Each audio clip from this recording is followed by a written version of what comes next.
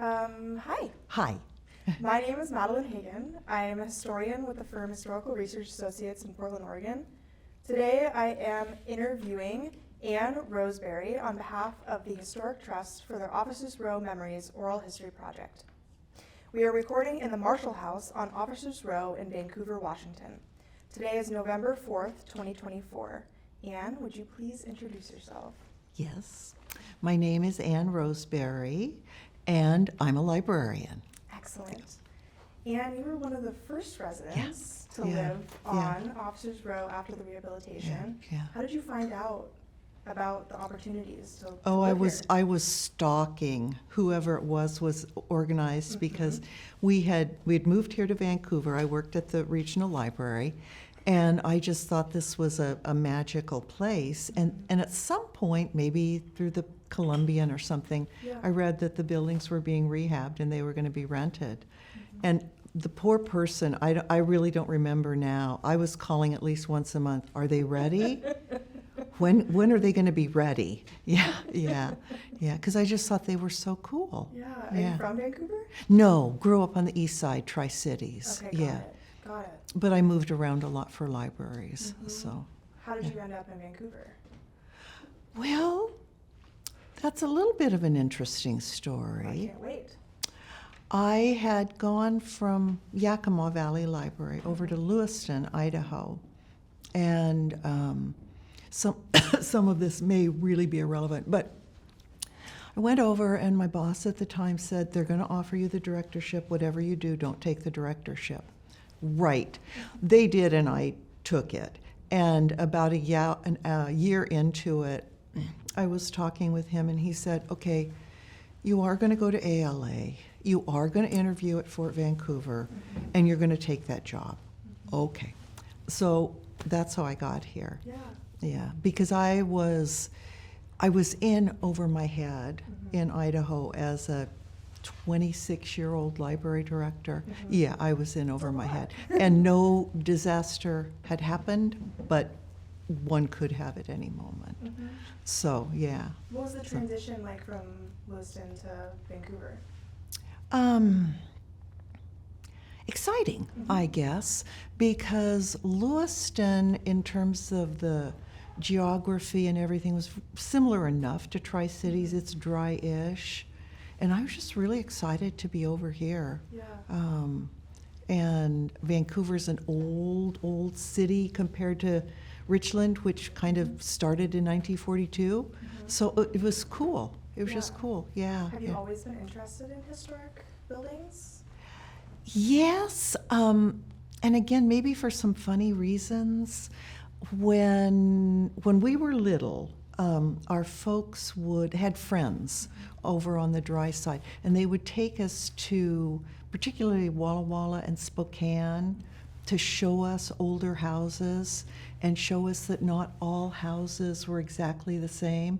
Because Richland was built similar to an army base or a military base, and so we needed to know that there could be a 2-story building, and we needed to know about escalators and elevators, and we needed to know that stuff, and we were not going to learn in Richland. Yeah, and there's such rich historic structures in Spokane and Walla Walla. Yeah. Houses. And we just loved the old buildings, just some kind of automatic thing. Did you live in an old building when you first moved to Vancouver? No. We lived in an apartment up on Boise Court. And then we, at some point, ended up in an apartment complex that I don't remember the name of, but they had ducks. And then that's where we were when I was haunting this project. Of course. Yeah. What do you think it was that drew you in so heavily? Maybe actually the parade ground. The setting, the houses were amazing, but I hadn't been in any of them. But I think it was the setting, and well, look at the holly tree. It's really an old holly tree. The big trees were huge. Yeah. So you had come to the site before the rehabilitation. Yeah. What was it like before rehabilitation? What were the houses like? Not dissimilar, but maybe a little bit shabby. Just not abandoned, but not cherished. Yeah. You know, kind of, it felt a little dusty, and for a wet climate, but it felt a little dusty and shabby, and no energy to it. Yeah. Yeah. What yeah. were the grounds primarily used for before rehabilitation? I don't really remember, to tell you the truth. Yeah. They must have been public in some way, but I don't remember that there were fireworks or the Veterans Day parade, and maybe it was, but I don't remember it from before. Yeah. But once you're here, it's like, wow, all these things, and you're just right here because this is where you live. Yeah. So tell me about like the first, I don't know, month. So you moved in, you got the notification that you were able to live. Well, let's see. We were just so excited. All of our furniture fit. Great. Because we kind of were inclining toward older furniture. And we had, I don't remember which building, but our building had 2 front apartments with the big windows and stuff, and then a sideways one in the middle, kind of funny, and then in the back there were 2, and the ceiling, the roof went down. That was the servants' quarters, the ones that we moved into. So we had a garage. Basement. And so you'd walk into the main floor and then upstairs to the bedrooms, and then downstairs to the basement. But it was all very tidy and compact. And the renovation had been done beautifully, Madison, just beautifully. I mean, the quality of the paintwork was really, really high quality, and you had these big windows, and I just remember delight, just absolute delight. Everything fit, and the basement, they had been set up for coal furnaces. I mean, that had all been changed, but it was exotic in a funny sort of way, but really compact and comfortable and cozy, and loved it. Yeah. And so other people were moving in at the same around the same time. Yeah. Were they similar to you? History lovers? Not really. So I don't remember who it was over here, but this one was, I remember a young single woman, maybe even my age-ish, because suddenly that was the 80s, and just we liked each other, and we'd have tea back and forth and things like that. And then in the center was a couple who were retired. He had worked for Janssen, and so this was just an apartment for them while they had a house being built down on the river. So nice people, and we socialized. And then across from us was a woman who had 2 adult sons, and so we didn't we weren't like close friends, but it was a comfortable neighbor relationship. Sure. Yeah, but we're kind of all different. Yeah. No kidding. Yeah. Were there advertisements in the newspaper, or I don't remember. There probably were, but I was just on a mission. So I was just focused, and I'm a librarian. I know how to get information. Yeah. So there must have been. I just don't remember it. Do you remember the neighborly relationships? Did it feel like there were connections? You guys were all living in a similar place? In a sort of way, but the woman up front, she worked. The woman in back worked and had the 2 adult sons. My husband and I worked, and we were just really kind of work maniacs. So we were gone at least 10 hours a day. And, but when there were outdoor activities or anything happening around, everybody was out and talking and stuff. So friendly, but not close, maybe. I understand. Yeah. What kind of events were going on that you guys got to participate in? The fireworks were amazing because we could, the woman who lived in front invited us to come up, so we got to sit on her porch. And as I recall, drink copious amounts of wine because we were going to be walking back to our apartment. Yeah. And so, people get here at the crack of dawn in the morning to get their place and everything. And we had water, indoor plumbing, our wine. It was really ideal. And then the Veterans Day Parade was always really moving to me because at the time there was still a World War I veteran. And I'm getting chills now. It was just very moving to me. And then there were a lot of people getting married. And so you'd look out and just see this, maybe using the gazebo or whatever. People they use the lawns. And even if it was just people walking or kids or picnics, it felt good. It felt real. It felt like real life. Yeah. How do you think that the rehabilitation fit into the larger Vancouver community? Well, I think it was very important. And I don't know, trying to remember what else was going on at the time. It was way before the waterfront development, so there were a couple of restaurants down that way, right down from downtown. There was a Red Lion and a couple of restaurants and stuff that were okay, but not something that somebody would come from Portland for. And Vancouver was pretty undiscovered at that point. And so this was something special and different that people would come see. Historic, national park, all the stuff about the McLaughlins and everything. So suddenly there was this pretty big space that was really cool space, historic space, but also active space. It was alive again. So I think it was of critical importance. And I think, not having been here for a long time, I think it was part of what kept the Vancouver downtown alive, which is so important in urban, semi-urban areas anymore. Yeah. Do you think it still holds that purpose? Well, I think so. And the only reason I say that is from, coming in and driving around a little bit to see what has changed.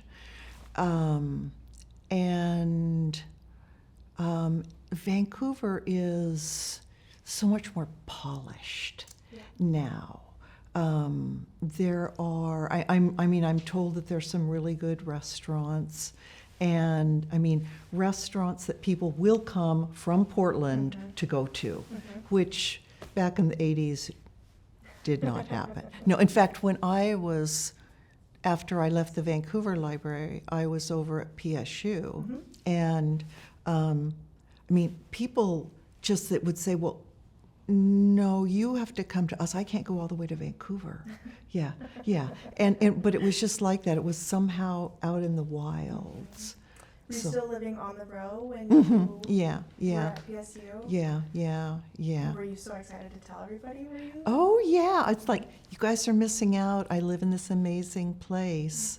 But, they were librarians. And some of us can get a little bit staid and prone to our habits. Yeah. So, no, and I was going over there to work, and my husband's job was over there. So, but we stayed here. Yeah, it's interesting the perception of Vancouver at that time, that people weren't coming here from Portland. Oh, but now I think that there's a lot more exchange.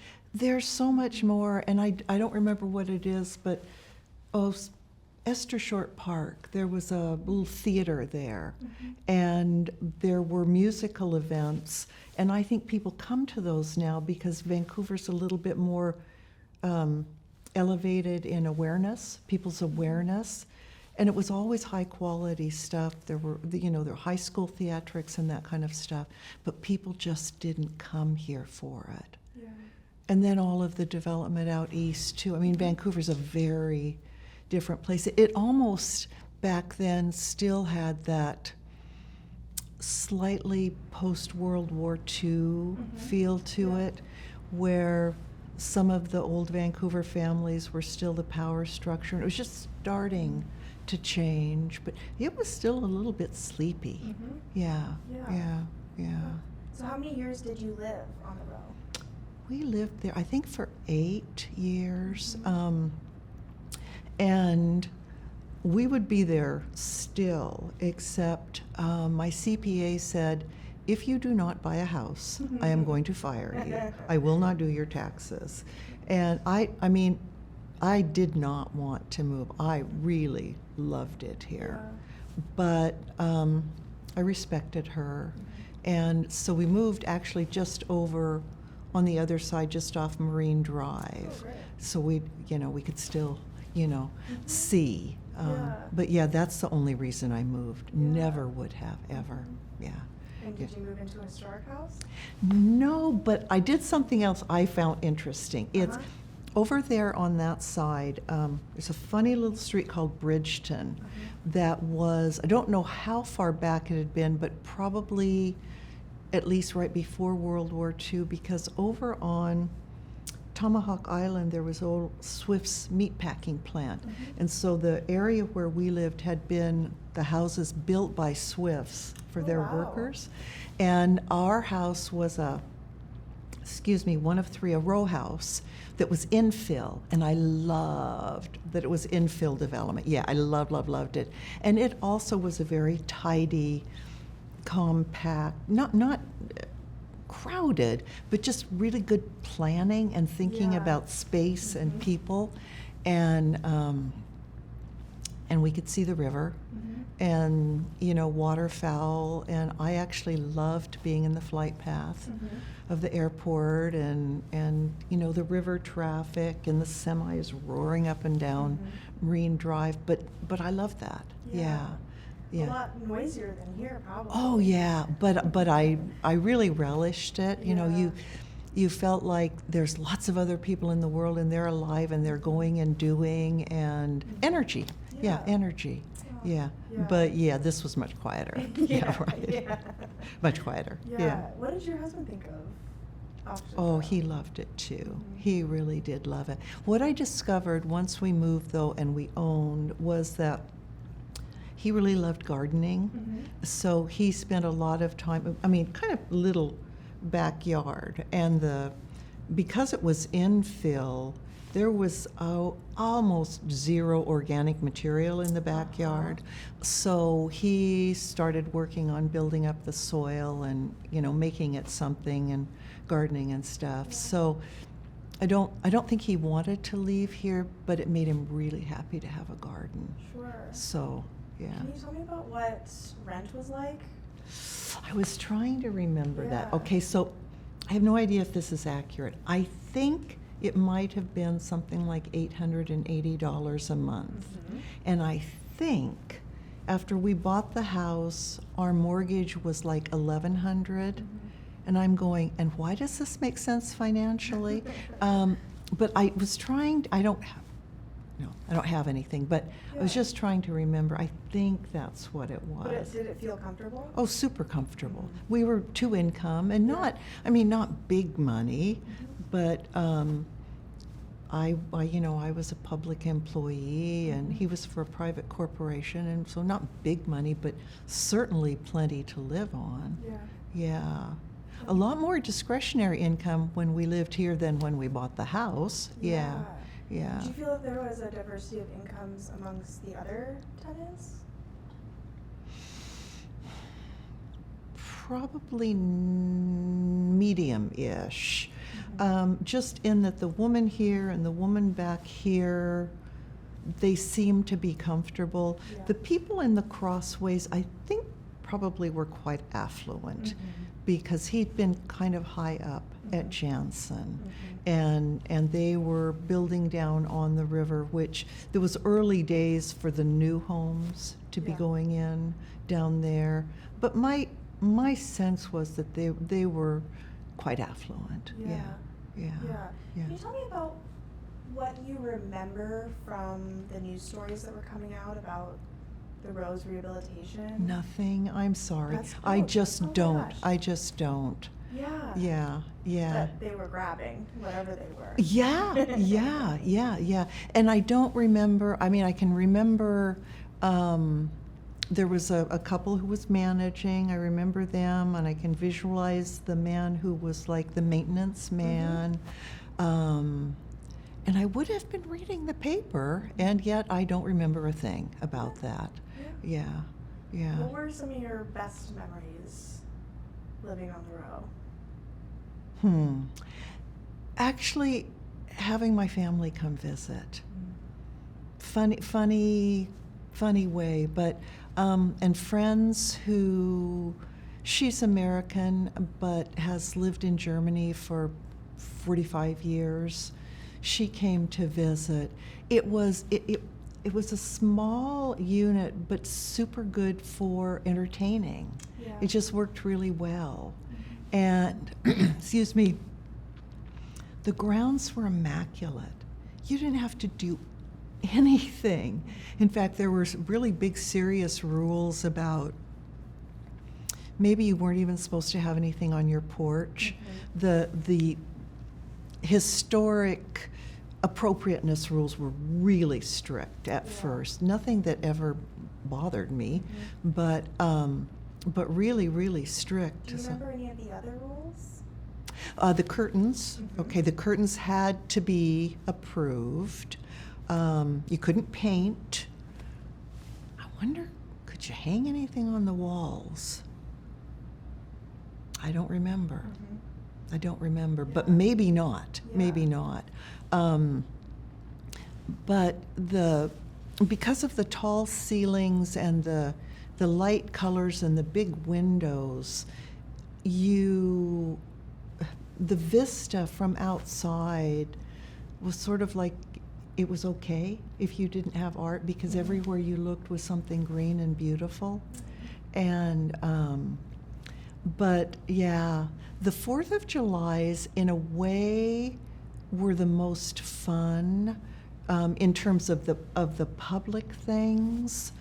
Got a little wild and crazy, but not scary or anything like that. And in a way, maybe just sitting on our porch, and having a cup of coffee. Yeah. The quiet times in a way, or having family here for Christmas or Thanksgiving, and somehow a small kitchen working just fine for that. They felt like family homes. I mean, they felt like homes. Even our unit was small, but they felt like homes. What did your guests think of the house? My folks loved it. My folks just loved it. And I think my sisters did too, because again, we'd been in Walla Walla, we'd been in Spokane, the friends we had in Spokane, the home was not 1800s, but way older than ours, and it looked like a house, like a child would draw a house. And we would go to, we loved the old downtown in Spokane, the Kirkland Cutter buildings. We thought that Davenport was magical. So we were all sort of inclined that way. And we just loved them. We just had this response to them. Yeah. Do you have any bad memories living on the road? Well, not really bad exactly, but there was the night of the 4th of July when there were people who were leaving who were, apparently in need of facilities which were not available. So we took our car to the car wash the next day. Oh, no. But that's really it. I mean, there's nothing. And you get a funny story. I get a really hilarious story, I think. But nothing bad with the neighbors. Nothing. We felt super safe here, and it was quiet. And we're not particularly noisy people. We didn't have a television. We lived for many years without a television, so we didn't have a television. We weren't, playing Led Zeppelin really loud or anything like that. So, I just really don't. Yeah.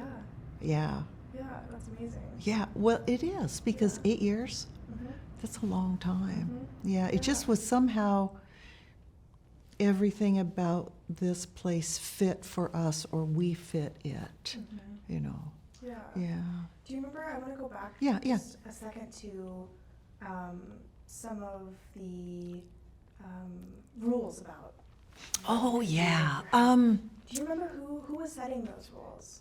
Do you remember?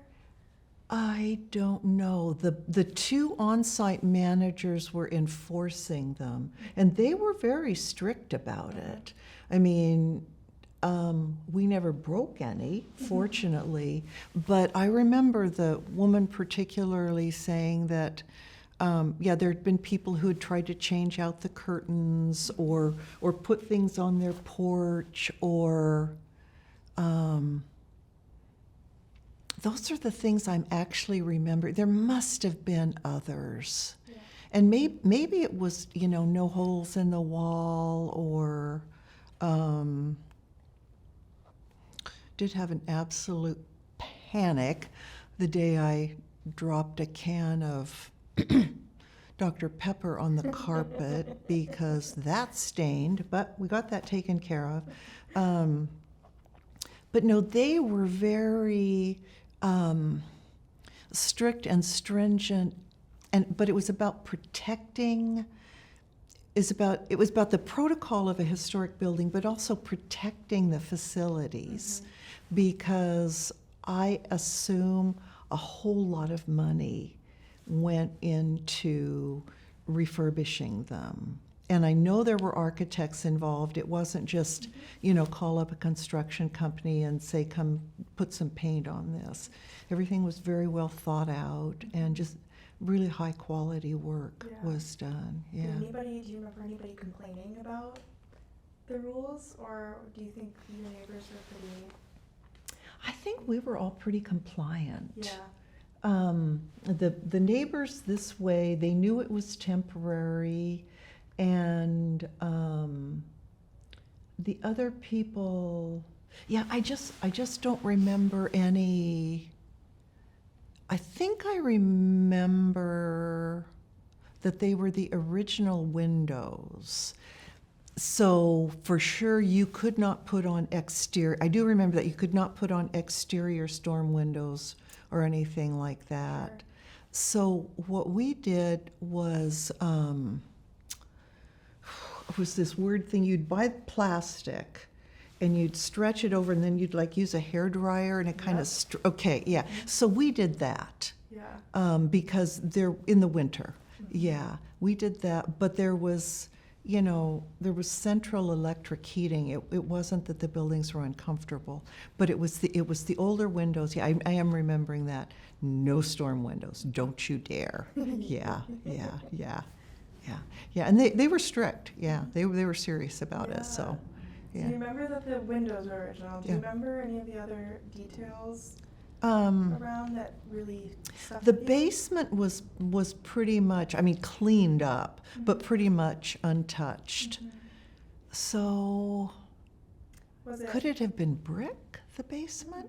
It was some kind of stone-ish thing. Yeah. Yeah, yeah, Amazing. yeah. Was there woodworking? Oh, yeah, and like this, all of the, I don't know what you call them, but the frames around doors, and the pieces up at the top and not floorboards, but baseboards. Yeah. Okay, all of those had been, I would say, they had all been removed, completely sanded and all of that, and then painted very carefully. Yeah, all of that was still there, and gosh, that was so cool, because the way they had been, what's the word I want to say? Not designed, but the design elements were very modern, very clean, and very modern. But then you had sort of these traditional accents that still were, because they'd been, I know I'm obsessing about, but the painting was, I mean, old wood, it's no joke. Somebody did an amazing job. And so you had the contrast, but everything was smooth and clean and just fit together, and all the appliances were great. I mean, a very small place, but refrigerator, oven, dishwasher, everything you would need. Yeah. Have you followed Officers Row? You left after 8 years. How often did you come back to visit? Did you at all? Not very often. From here, we went to across the river to Portland, and we were there until 2006. So we were still in the area, but once you live in Portland, you're really Portland oriented. And my husband's job was there, and I was at Portland State, and then later down in Sherwood. So we went that way. We went, sometimes we'd go to Jansen Beach because the Safeway was really close. But we'd go downtown for theater and music. We'd go downtown for restaurants. We were just really oriented that way. And it wasn't that I never came over here, but there just weren't very many reasons. And then they were pretty focused. But we would sometimes, just not very often, just drive through and say how beautiful it is. That kind of brings us back to a conversation that we had earlier about Portlanders visiting Vancouver and kind of vice versa. In your words, how would you describe the differences between downtown Portland and downtown Vancouver? Now or then? Then.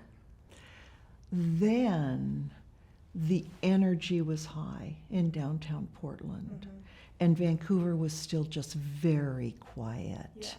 And, Esther Short Part existed, but I can't even, well, for example, the Hilton, that wasn't here, right? And there were the high-rise apartments that are around Esther Short, none of that. And the sort of, I'm gonna call them streetscape stuff that didn't exist. So it wasn't scary or dirty or shabby or anything. It was just still sort of a quiet little medium town-ish downtown. But you'd go to downtown Portland and there was always something going on, and people were on the streets, and they were at the square. And again, 80s and early 90s, it wasn't that there weren't any people hanging around who were homeless. And the square was quite a magnet for teens who were, whether they had homes or not, they were not in those homes, they were at the square, right, hanging out. But not scary or dangerous. Just, actually more energy than anything else. And all the downtown stores that's where you went. That's where the stuff was. And specialty shops, and Jane's Lingerie was down there. Specialty shops. the best shoe repair in the whole world was in Morgan's Alley, and amazing restaurants. And we would, on a Saturday, almost every Saturday, just go downtown and wander. Yeah. Just eat something somewhere. And I often went down on Sunday afternoons, just go to the get a cup of coffee and go to the Nordstrom rack and just zen, you know. No, downtown was where I always went and always chose. Yeah. Yeah. So after your house, the house that you moved to after Officers Row, Yeah. where did you guys go from there? Well, I went back to Richland where I grew up. My dad had passed away, and my mom was there, and she did not want to leave. She got there in 1948, right after the war. She was still in the house that she and my dad moved into the day they got married. She did not, and her friends were there. There was people had kind of dug up their roots and moved to this desert secret place to do they didn't know what. Yeah. And so they made very close friendships. And so my sisters and I knew that eventually one of us would have to move back to Richland. And it just happened that a job came up for me first. And I was interested in it because it was not just a library job, but a building project. And I had just finished a building project in Sherwood. Turned out that I love building library buildings more than anything in the world. So even though I had sworn I would never, ever, ever go back to Richland, the job was good enough. And my mom was there. Yeah. And she was completely competent, but, she and my dad had been together for over 50 years. Yeah. So that's why I went back. And then my we kept the house here for another 7 years because his job was still here. Yeah. So I had a bit of a commuting marriage for a while. But that's, and then when his job was starting to go to part-time, we really couldn't quite justify 2 houses anymore. So I was very sad about it. I didn't really want to sell it and to let go of Portland, but my mom was just thriving, and so we were going to be there as long as she needed us. And have you been in Richland since? Yeah, unfortunately. Well, what turned out was that my husband loves the climate for gardening, and lest I sound like some sort of dweeb, starting in 1976, he came to where I was for my job, and just sort of whatever I wanted and wherever I wanted to go, he said okay and found a job. So I just kind of thought it might be his turn to choose where we lived. And it is genuinely okay. But I miss Portland. And I miss this area and the climate. But he loves his tomatoes, and this is important. And this is one of the ways that you stay together for 40 plus years, is you value the tomatoes. Yeah. How do you find any joy still in seeing historic buildings or visiting? In a weird way, I mean, it's really weird because I really love the bee reactor. It's open to the public now, and it is, in its own brutalist way, breathtaking. Because you see what humans accomplished with both brute strength and amazing brains, science and technology brains. And It isn't about the war. It's not about radioactive material. It's the science and technology of it that just really blows me away. And excuse me, and it's just this big, weird, ugly thing but it has a presence. Yeah. And when you, there used to be this company that would take jet boats up the river toward, Wow. all the way up along the river to where the reactors have been Yeah. shrouded. And I mean, I know this is really weird, but it's just how I felt. I felt like I was looking at something like the pyramids in Egypt, which were huge. You looked at them and you couldn't quite figure out how they had been done. But you knew that it was muscle and gristle and bones and blood and sweat that did it. Yeah. Because the people who built those were living in tents, and they built these huge behemoths, and they're just kind of cool. Yeah. Craftsmanship. Well, it was, Yeah. and they still function. I mean, the tanks are a different issue. We all understand about the tanks. But the structures themselves, I mean, reinforced concrete. There's a building that is just a couple blocks from where the current library is, and it's an area that was all federal back Yeah. in the war, and so it is concrete masonry block on the outside, and the interior are poured concrete walls, and I mean like this thick with rebar in them. Well, that was a records building. But think about that kind of weight of a building for the records. So, well, I mean, they wouldn't have, but they were, in theory, built to withstand an atomic bomb. Okay, Wow. yeah. Now, everybody knows we were at ground zero and pulverization. But still, those buildings were built like that. The air raid shelters underground the schools, they were built like that. So, beyond sturdy, I would say. Yeah.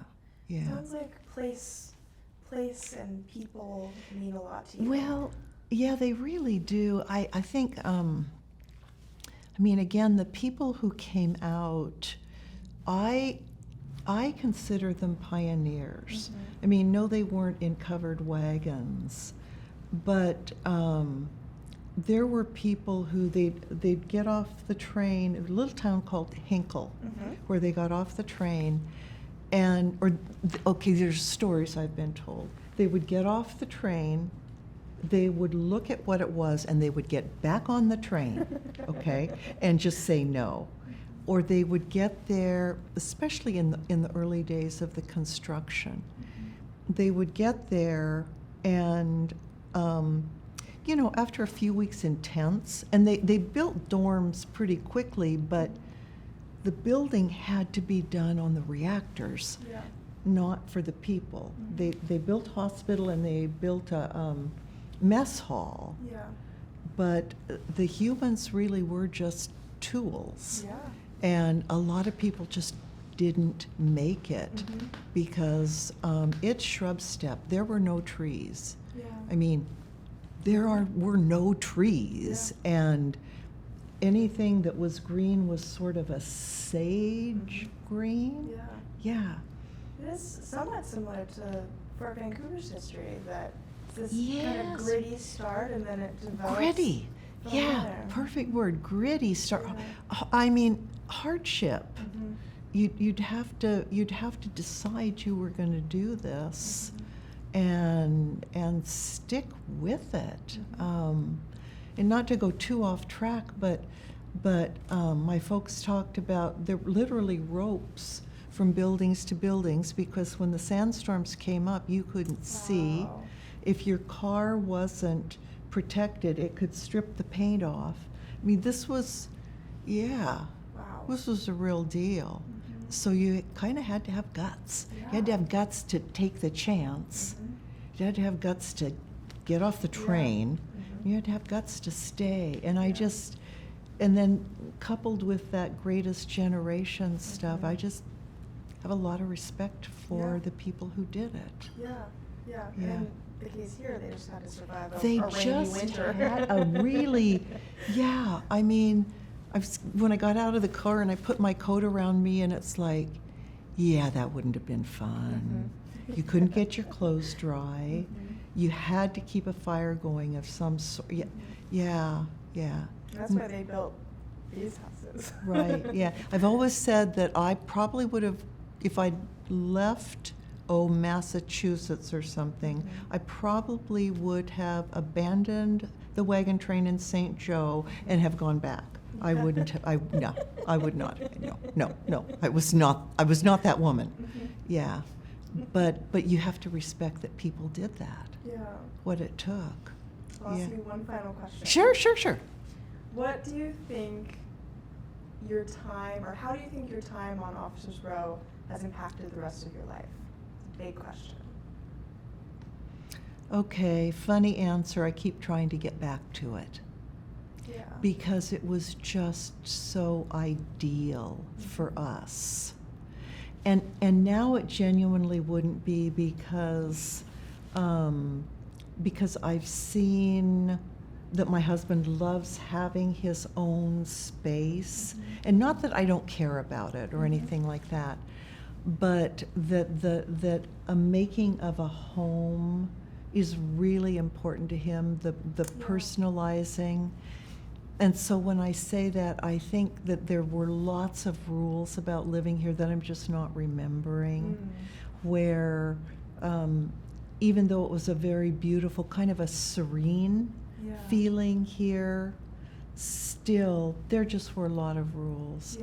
I don't think they're wrong by any means, but a lot of rules.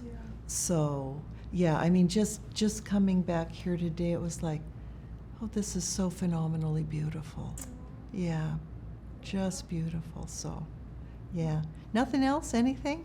Well, do you have any questions that you wish that I had asked? No. Just I'm somewhat without boundaries, so no, but thank you for this opportunity, because I think this is, and I do remember one quick thing that for some reason I was curious and did a little bit of research at the time, and a long time ago, but as I recall, there were only 2 or 3 other places in the country where what had been a military base had been transformed in this way.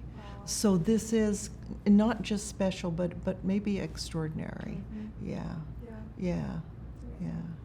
Thank you so much. You're so welcome. Appreciate Such a it. pleasure. Such a pleasure.